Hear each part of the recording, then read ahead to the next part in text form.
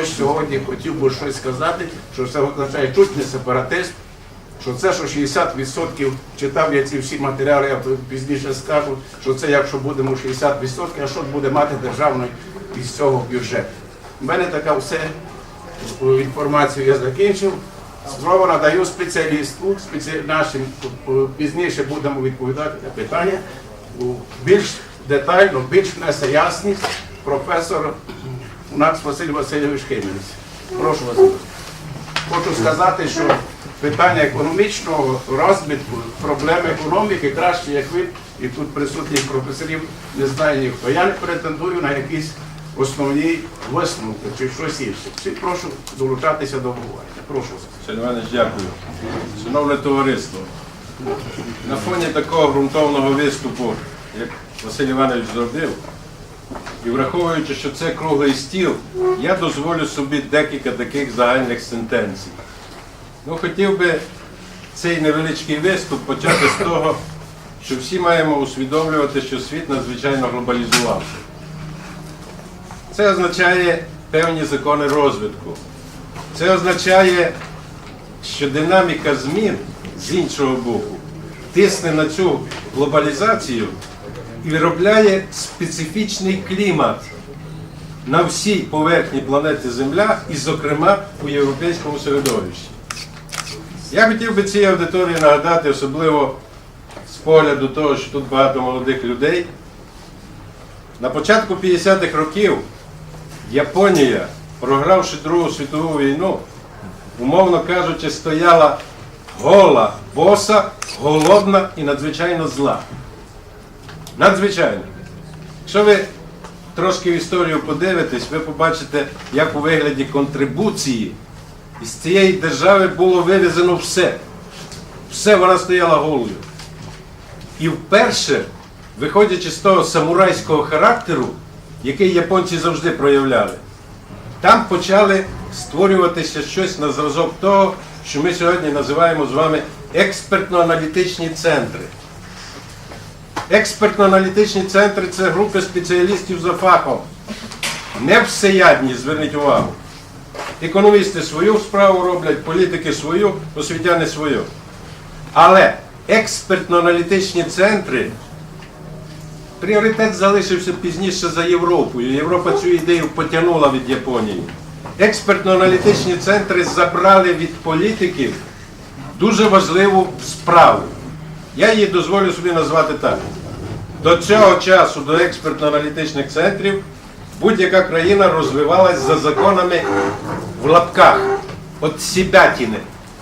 Виходив керівник великої держави, і якщо в нього за плечима була велика сила, яскравий приклад, як себе веде на переговорах Лавров. В останній час ви це всі бачите. Якщо за плечима велика сила, він несе от сібятіни. Всі інші мають це сприймати. Хочуть чи не хочуть. Експертно-аналітичні центри змінили світ. Вони виробили нову модель соціально-економічного розвитку. Що зробили японці? А японці показали, хочете завтра мати параметри соціально-економічного розвитку гарні, жити, умовно кажучи, гарно. Заклали там все. Валовий продукт, частку валового продукту на душу населення, відкритий річний прибуток, зарплати в нашому трактуванні, все. І показали, шановні, що ці дві речі для будь-якої країни завтра будуть залежати, залежать вони від багатьох формально параметрів, але вони виокремили два великі, два вектори. Перший вони назвали, зверніть увагу, розумна організація суспільного життя. На нашій мові це розумна кадрова політика.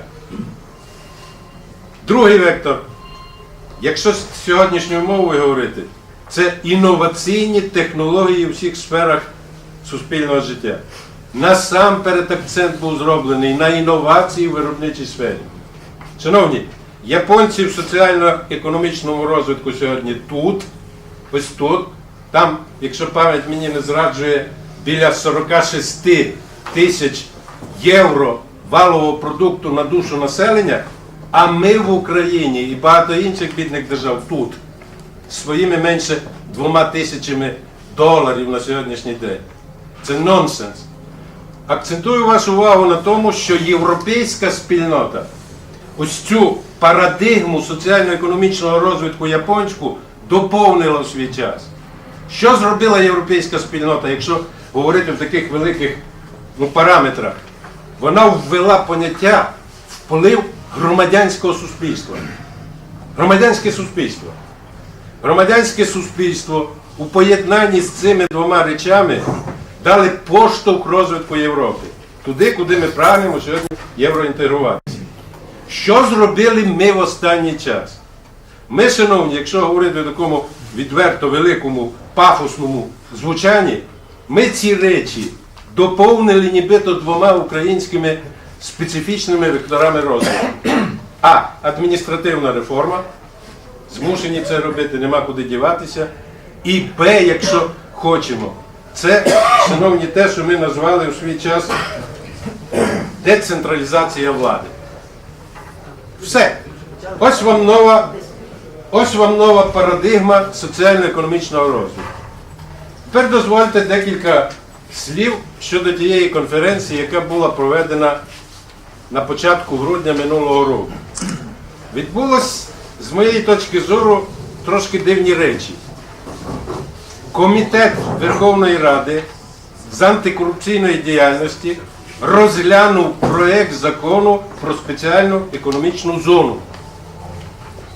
Його представила група депутатів з різних регіонів, в тому числі декілька закарпатських. Представляли цей документ. Комітет Верховної Ради не дав добро ходу цьому закону. Більше того, на засіданні комітету з вуст деяких депутатів, я за цим слідкую, повірте мені, дуже так уважно, прозвучали такі слова, як сепаратизм, рука Москви, антинародні речі і так далі і тому подібне. Якщо хочете, з моєї точки зору, це свідчить про те, що, перше, закарпатців не розуміють, друге, мабуть, мають якісь свої задачі. Ще не зрозуміло, хто більше рука Москви в такому трактуванні. Я хочу вам нагадати, що не треба сьогодні навіть новий закон.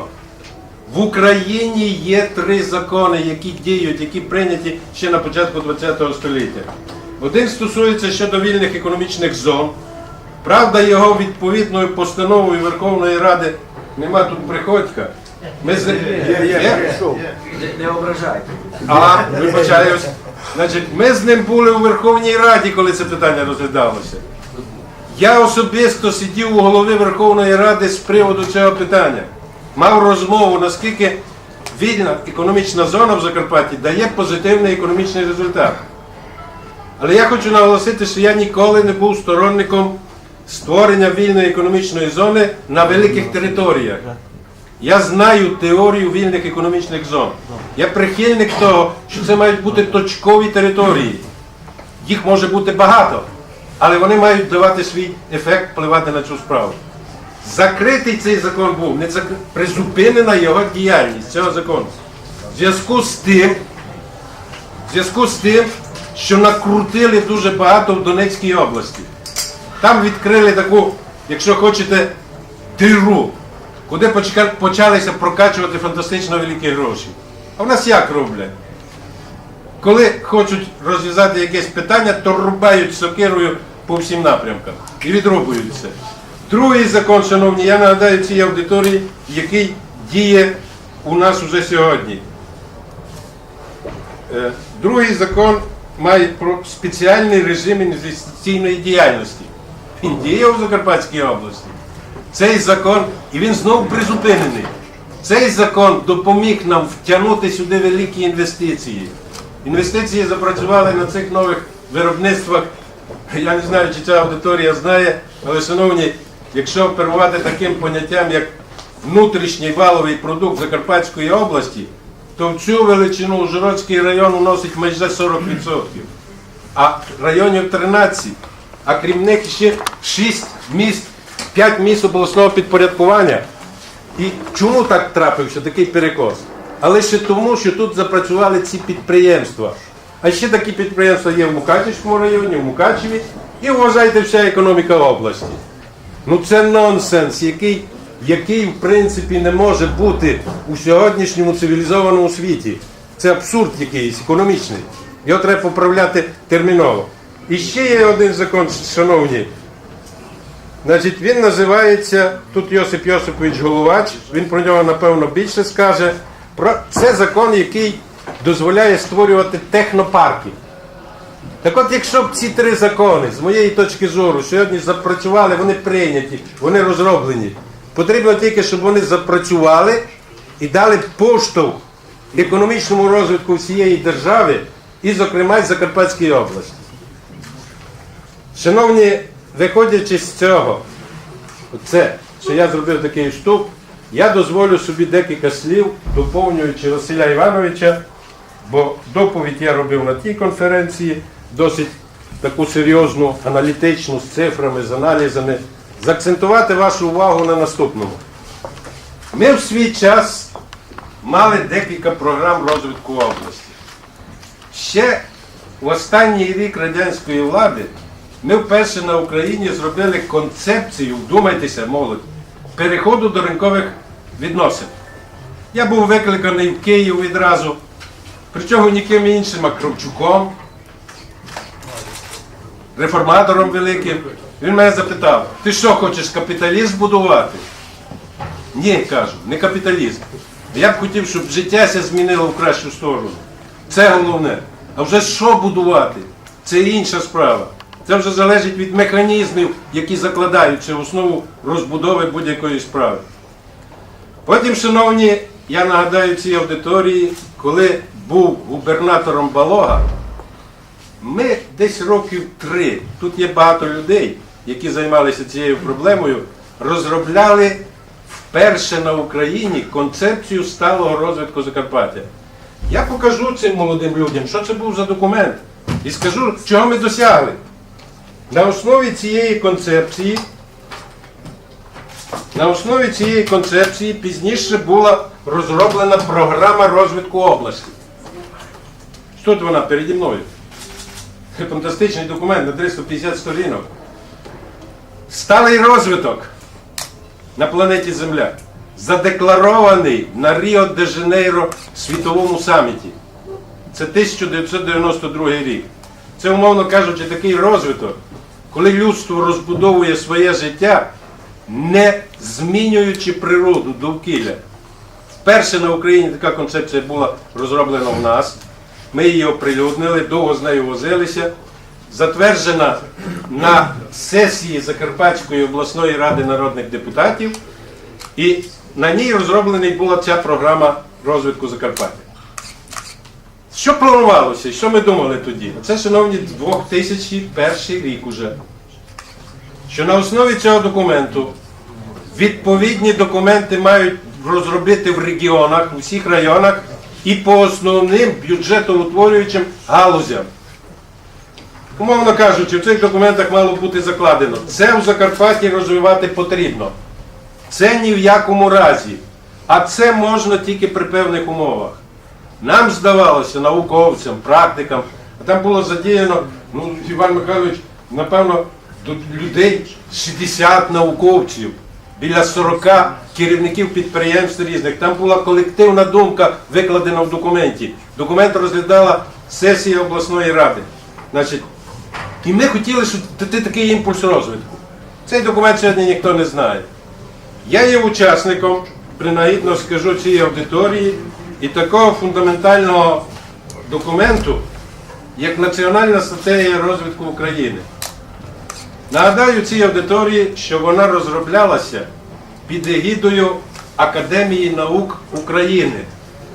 В основі стояли такі академіки, як Геєць, це віце-президент Української національної академії наук, і академік Семеноженко. Одне з засідань ми провели були в Ужгороді. Шановні, де цей документ сьогодні? Кому він потрібний? Я боюся, я би міг нарахувати ще інші документи, в яких приймав участь, але думаю, що не потрібно. Я боюся, що в ситуації, яка склалася, розробка будь-якого документу буде мати приблизно таку ж долю. Хоча, як оптимістично налаштована людина, я хотів би, щоб завжди з'явився якийсь поштовх, щоб кудись ми рухалися. З моєї точки зору, Україна і Закарпаття мають для цього всі підстави. В Україні, шановні, основний ресурс, найбільш дорогоцінний, який сьогодні є на планеті Земля, це родючі ґрунти. Ми фантастично багаті на родючу землю. А Закарпаття бідне на землю, але зато багате на інші речі. Ми, коли говоримо про перспективи розвитку, то завжди, як правило, будь-якої території, чи мова йде про країну, чи, скажімо, про якийсь регіон, чи в цілому про материк, акцентують увагу на сприятливих умовах.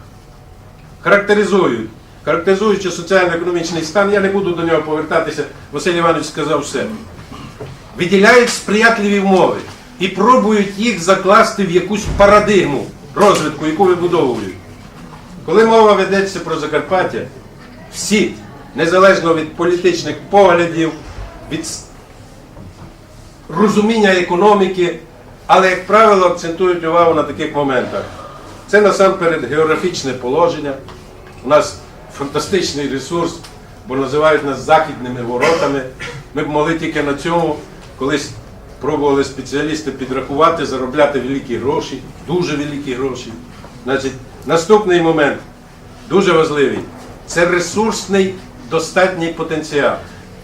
Трошки говорив Василь Іванович і про ліси, і про корисні копалини, і про мінеральні води, термальні води, значить, можливості виробляти електричну енергію інноваційними методами зараз і багато-багато інших речей. Не буду про це говорити. Транспортний фактор надзвичайно важливий. Не буду зупинятись на ньому. Виділю два, про які, мені здається, треба дуже інтенсивно сьогодні говорити. Це, шановні, якщо хочете, я його назву так, відносна чистота довкілля. Нам фантастично повезло. Ми живемо в такому регіоні, Карпатська дуга. Це майже більше, ніж 1500 кілометрів довжиною. Тут сконцентрована легені Європи. Карпати тільки на українській території щороку створюють, за підрахунками спеціалістів, до 20 тисяч кубічних кілометрів вологи, яка несеться на всю Україну і створює врожайність, допомагає виробити основні речі, білки, жири і вуглеводи тут. Значить, і це би треба нам цінити як зіницю ока. Не то, що сьогодні робиться здесь саме, що вже було сказано, а чистоту довкілля відносно цього, вона вже не така чиста, як би хотілося, але використати, скажімо, у новому напрямку. Мені видається, якщо сюди доповнити ще той трудовий ресурс, який маємо, і скерувати це на виробництво нових інноваційних продуктів, мова не тільки йде про продукти харчування, екологічно чисті, і їх треба робити. Але є, шановні, такі виробництва сучасні, ну, скажімо, трошки термінологію буду говорити, в опто- і мікроелектроніці, які потребують для виробництва того, що ми всім користуємося сьогодні, що любимо всі. Оптична запис інформації, електрична запис, чистих виробництв. І от ми могли би десь кластерно починати такі речі в області робити. Створювати щось аналогічне, опираючись, ще раз кажу, на чистоту довкілля, дуже важливий фактор. І на досить, з моєї точки зору, високий рівень трудових ресурсів. У нас все такі, шановні, в такій невеличкій області. 1 252 000 людей. Сьогодні сконцентровано, це варто деколи вдуматися, коло 130 докторів наук і біля 500-600 кандидатів наук. Ну, якщо цей потенціал задіяти, якщо йому дати можливість, щоб він щось почав працювати, то він, напевно, почне створювати щось для цього краю, якщо його задіяти. Другий аспект, шановні, який обов'язково треба використати, він не використовується абсолютно. Закарпаття увійшло до складу радянської України тільки, ну, формально, це січень 46-го року, після війни. Закарпатський народ, населення, яке тут проживає, не забуло ще про ринкову економіку. Більше того, у нього внутрі, на генному рівні, якщо хочете, закладена приватна форма власності. І от якби ці два а українців вже нема. В Україні я готовий спорити в будь-якій аудиторії, що ми цим виділяємося на фоні українському. І якщо цей фактор... А ви не українці? Українці, але є Україна, є Закарпаття. І якщо Це нам... область України. Я готовий дискутувати. Я з комуняками як ми говорити? А та й дивиться комуняк. Ні, Чому ви тут комуняки не Не є. перебивайте. Так що не треба йти сюди. Ти ще не був членом Володи- жодної партії в житті, ти це розумієш? Дякувати Але Богу. твоя вискачка, твої слова поправляти, це Не ніколи не мішайте, робиться. шановні. Олег Юрійович, я з вами Є готовий. питання до мене? Я з вами готовий подискутувати на будь-яку тему, але дозвольте я закінчу. Давайте, А потім категорії давайте. зустрінемося і поговоримо. Обов'язково. В моїй сім'ї є такі люди, які за Україну життя віддали. Прекрасно. І ще починаючи із дорадянських часів. І виконали свою функцію, Прекрасно. я думаю, набагато гірше, ніж ви її сьогодні Я за них помолюся. помоліться. Я дозволю закінчити цю думку. І от якщо використати цей потенціал, шановні, в контексті того, що я починав свій виступ, як розвивається світ, за якими законами, і які вектори сьогодні керують розвитком світу, нам би треба йти в ногу із розвитком розвинених держав. Якщо ми відступимо кудись в сторону, ми що не бачимо, що робиться на переговорах у Білорусі, на цих, які ведуться. Ми що не бачимо, що нами починають нехтувати. А чому нехтують? А тому, що не йдемо в ногу із світом. Ми завжди відстаємо.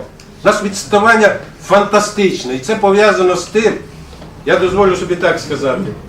На жаль, нами керують позараз нібито розумні люди. Вони говорити вміють, як цей хлопчик. Вони на любу тему будуть говорити. Але фундаментальної освіти то немає. Нема, якщо хочете, патріотизму і до держави, і до нації, і до народу. Патріотизм важливий, коли є всі три компоненти. Якщо їх виривати, він не спрацює. І саме головне, як мені видається, у нас дуже спорчена ментальність.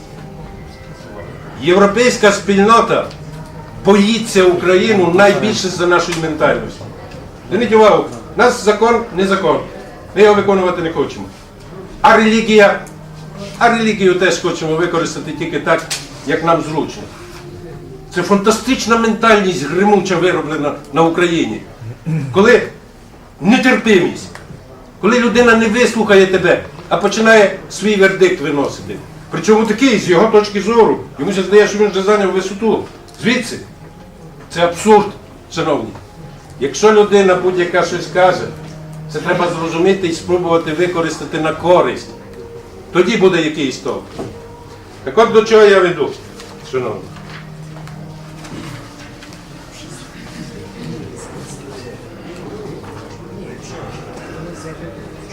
Вибудовуючи якісь перспективи розвитку, ми обов'язково мали б враховувати і лімітуючі фактори, а їх у нас дуже багато на Закарпатті.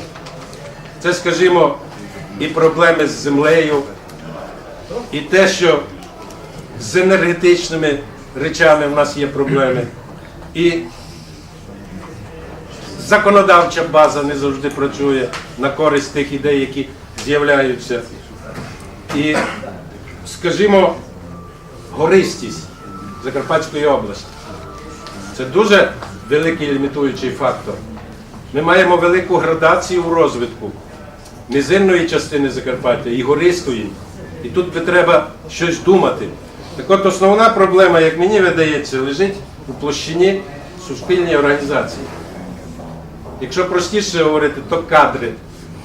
З моєї точки зору, ті, хто нами керують, обов'язково мають вчитися цьому. Якщо хочете, ті, хто керує навіть невеличким колективом, а вже коли мова йде про такий район, як Закарпатська, чи Тернопільська, чи Івано-Франківська область, людина має бути до цього підготовлена. Сьогодні піарщика, популіста, а ще якщо він і не професіонал, все. Ми слухаємо сьогодні заяви перед нами виступають великі політики українські, на словах все звучить чудово, настільки чудово, що ми деколи не розуміємо, хто правий, а хто не правий. Значить, кадри – це дуже важливий момент. І допоки наша країна не зверне на кадрову політику серйозну увагу, допоки кадри не будуть готуватися, нічого не зробимо. І другий момент. Обов'язково потрібні концепції. Має бути такий документ, як концепція розвитку певної території, концепція розвитку країни, а концепція території має входити туди. Концепція – це документ, з якого б мали витікати плани. Плани стратегічні, перспективні і річні. Ні одна серйозна країна не розвивається сьогодні без планів. Зверніть увагу, хто сьогодні лідер в економічному розвитку. Це відносно малі держави. І там легше планувати, там легше це тримати в руках. І якщо там влада знаходиться в руках розумних людей, вони цю невеличку групу людей організовують до нормального життя дуже добре. Та сьогодні окремі країни, шановні, створюють валовий продукт на суму коло 130 тисяч євро. Це якась фантастика для нас, ми це не розуміємо. Як його досягнути? Ми починаємо чубитися за якихось тут таких ідеологічних мілких ідей. Та це цього не стоїть, не виїденого яйця не варто сьогодні, якщо ви думаєте про перспективу. І от на заключення. Я вважаю, що громадські організації різні. У контексті того, як рухається Європа, мають вносити свою лепту в соціально-економічний розвиток. Обов'язково. Більше того, це є вимога європейська. Європа заставляє це робити. Європа каже, що громадськість має брати владу під контроль, скеровувати владу куди потрібно. І такі, як мені видається, речі, як ми проводимо сьогодні круглий стіл, вони потрібні. На них мають звучати різні точки зору, дискусійні, позараз такі, які взаємовиключають одна одну. Але на основі цієї розмови має створюватися якийсь інтелектуальний продукт. І якщо він буде, тоді все нормально.